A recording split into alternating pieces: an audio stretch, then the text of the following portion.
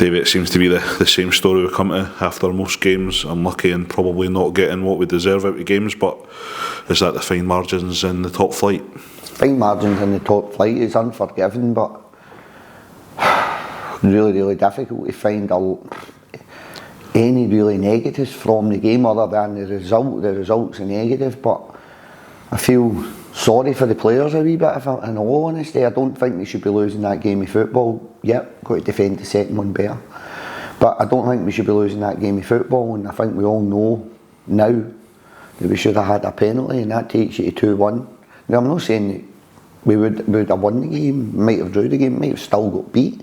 But when you're not getting these big moments in games, it's making the game a lot more difficult, especially when you're away to Ibrox against one of the bigger clubs in the league. You kind of need these decisions to go for you, and we never got it. But I felt there was a lot of positives in it. See, to be fair, Hack, there's moments throughout the season where Easter Road was a bad day at the office for a variety of reasons.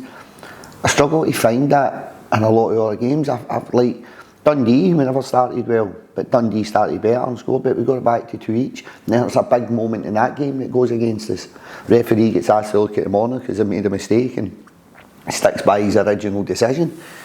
I just think we're a wee rubby the green slightly, like you need it to go for you. But I've been fairly happy where we are as a group, not happy with where we are in terms of the league table.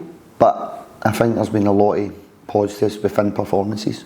I think the big question, as you touched upon, Davey, is wanting answered. Has anyone been in touch regarding the handball that wasn't? Yeah. There's been discussions at high level. Chief Exec, Chairman, Head of Football on Zoom calls with the SFA.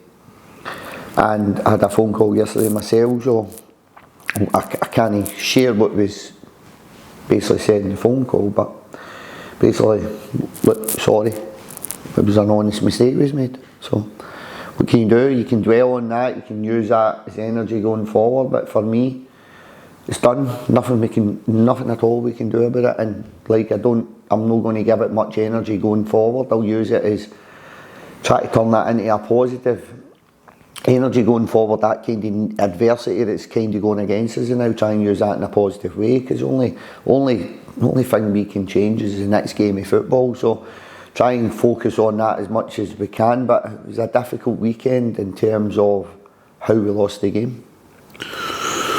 Well, a defeat's a defeat, Davey. Was there any positives to take for Saturday? I think you touched upon over the season, probably been a wee bit hard done by, but probably relatively. We've been to Ibrox and it's 2-3-4 nothing, and probably not even a shot on target. No shots on target. You've been like the XG's nowhere to be seen. The opponent's XG so high. There was a lot of positives within the game. Yeah. Defend the second goal better, no arguing that. But there's a lot of positives within the game. And Fernandez's first goal, his set play, we knew he was going to cause a problem as soon as we found out he was playing. He's 6'7", something along the lines. You hit the ball flat enough, it's going to be difficult to defend. So I think there's certain moments in games, certain decisions in games that you take in the chin. I think obviously we can defend it better, but I think sometimes you've got to give the opponent a wee bit of credit there as well. The second goal, I think, is bad judgment, bad errors from us as a group. But again, I'll go back to it. I was in the changing room. I found it very, very difficult to be negative with the players. I think I asked for the performance, and this is kind of where I'm looking at this year's. We're not always going to win every game of football, but see if we can give a good performance of ourselves within that game. I think that's all you can ask of players, and I think for the majority of the season that's happened. I genuinely do. I think we've generally been there for the majority of the season. Two key points probably for different reasons was Gowser returning after a layoff and Junior Robertson making his debut for the club. How happy are you for the guys to be back and involved? Junior's kind of been a wee bit hard done by me. I'd been speaking to Joshua 6 weeks previously, really looking for competition in the right back area. They were a wee bit light at that. Tried to sign Josh, couldn't get Josh. Junior became available, brought Junior up, and then Josh became available. And I spoke to the board and said, it's not ideal, but I don't want to lose the opportunity of potentially getting Josh. They said, right, we'll back you, go and get him. So we ended up probably with a right back too many at the club. But again, it's football and this is the way the dice roll sometimes. And then wee Sammy's been thrown in and performed really, really well. So at this point in time, I feel a wee bit hard done by Junior. Glad we could get him on the park on Saturday to give him something. But he's came in to kind of compete for that right back area, and that right back area is probably now one of the strongest areas of the park with 3 or 4 people that can play that position. Cammy Kerr's been back training this week, so kind of feel a wee bit hard. Junior's been a wee bit hard done by me personally in terms of bringing Joshua in after I brought Junior in. But again, as I said to Junior, it's competitive football at elite level and this is going to be your career, so I do think whenever he goes back to West Ham, whether it's January or the end of the season, I think he'll go back a better football player and a better person for that. But I was delighted to try and get him some game time just to give him something, because he's the one person in the building where maybe that opportunity's not always been there for him, but that's due more to the personnel that's available in that position now. Looking ahead to Sunday, Dave, we've got Aberdeen, who obviously got a big home win against Hearts. What are you expecting for Aberdeen this Sunday? Difficult game. I felt even when up there, I thought they were very good in the first half. I've watched Aberdeen. I think they're in a wee bit. I feel ourselves are in a wee bit of a false position within the league, and I think Aberdeen's very, very similar.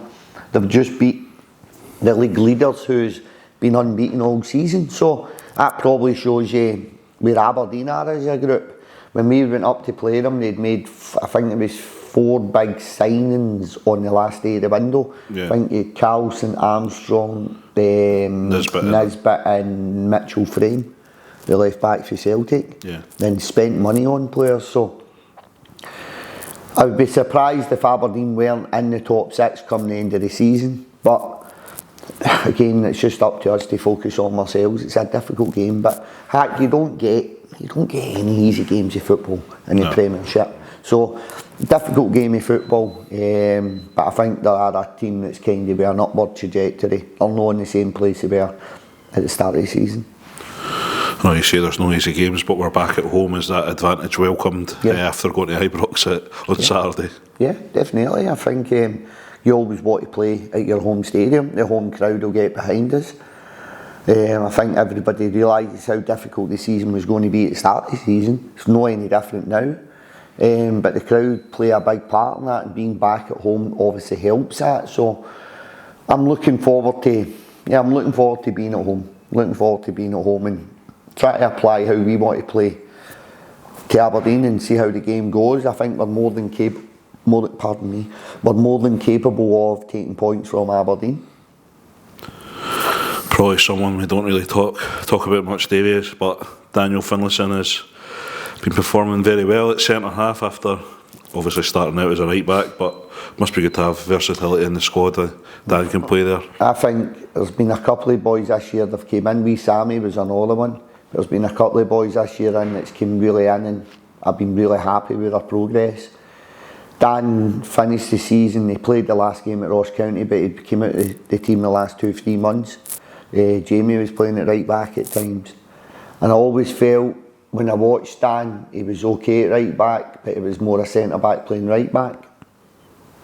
Since he's went into right centre back, I think he's been brilliant. I think Dan Finlayson honestly deserves a lot of credit. He's went in there, and I said to Dan, it's probably games I watched Dan as a right back, and I'm needing to be a wee bit more aggressive in your offensive positioning. I'm needing your use of the ball to be a wee bit more kind of forward thinking.